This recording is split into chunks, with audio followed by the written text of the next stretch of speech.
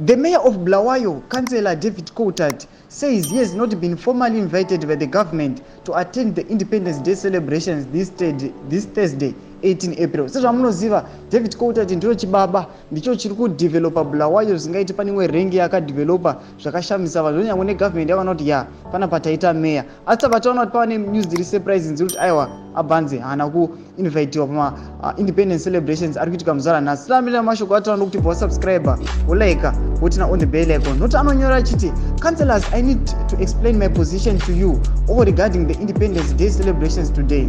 While it's a general notice has been sent out to councillor, the office of mayor is not being invited by government to attend. This is a basic courtesy which should be extended to the office, not me personally as such.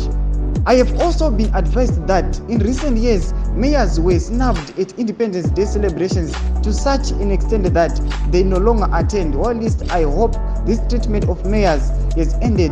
I am not prepared to allow it to happen again. Mashoko ari acho kapana pana David Coltart achiti aiwa kutoza kuti mamayors nemakancelors vakareceiva mamessage ekuti aiwa vari kuinvitiwa kuma celebrations independence asi iye haana kureceiva. I mean not why arinyatsoratidza kuti mumessage yake ari kuchema ari kucomplaina. Ameno muri Zimbabwe munoti kudii pamusoro pemashoko aya pamusoro penhau iyi yekuti aiwa meya weBulawayo, meya anofarigwa neBulawayo zvisingatomboiti avanotoda kumira naye ende akabviswa vanotogwadziwa. Vari kuti aiwa handina kuinvitiwa paindependence celebration. Chimbotudzai mafungiro enyu noti kudii pinai comment section medu tudze mafungiro enyu. Musangano subscribe ulaika chinotina on the bell icon. Pamoja mabdisa nokupa PANE News Live.